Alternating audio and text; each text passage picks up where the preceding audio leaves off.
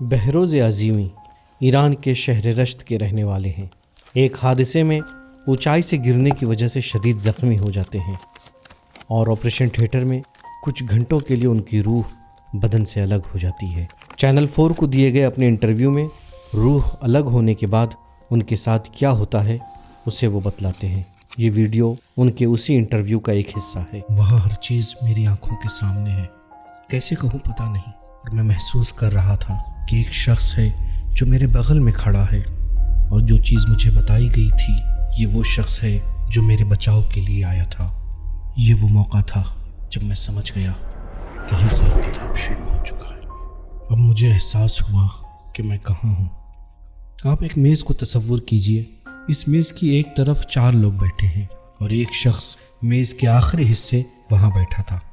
اچانک میں نے احساس کیا کہ وہ میری طرف بڑھ رہا ہے۔ وہ جو 4 ایک ساتھ بیٹھے تھے، میں نے انہیں نہیں دیکھا، مجھے نہیں پتا وہ کس شکل و قیافے کے تھے، لیکن وہ تھے، اتنا میں محسوس کر رہا تھا۔ لیکن وہ 5واں شخص جو سب سے آخر میں بیٹھا تھا، میں نے اسے دیکھا کہ وہ میری طرف آ رہا ہے۔ بہت ڈراؤنا تھا، بہت خوفناک منظر تھا، بہت۔ یہ نام میں دے رہا ہوں، اس کا چہرہ بھیڑیے کی طرح تھا، لیکن زمین پر ہم جس بھیڑیے کو دیکھتے ہیں وہ اس کے سامنے بہت خوبصورت ہے۔ زمین کا بھیڑیا بہت خوبصورت ہے۔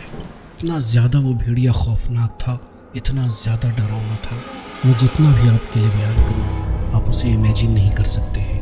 وہ بھیڑیا حقیقت میں میرا ہی عمل تھا۔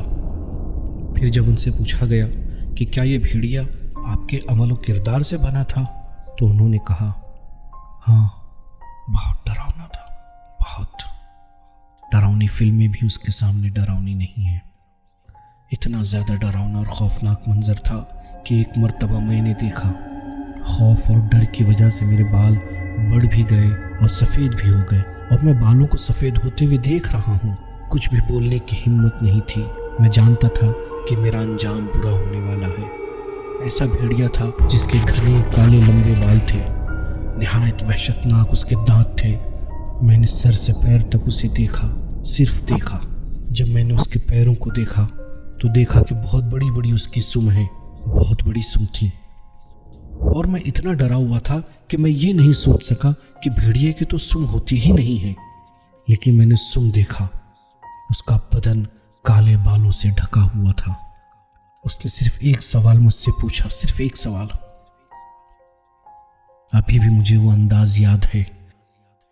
وہ بھیڑیا اپنی انگلی میرے سامنے بلند کر کے کہتا ہے، بالکل اس طرح کہتا ہے، کیوں اتنا فریبہ کے ساتھ بد اخلاقی سے پیش آتے ہو؟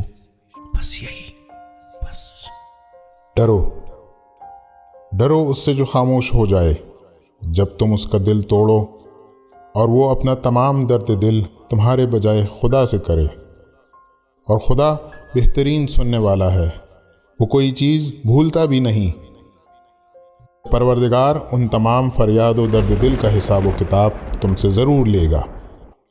یہ وہ موقع ہوگا جب تمہارے پاس کوئی جواب نہیں ہوگا، اور تم وہ دن ضرور دیکھو گے۔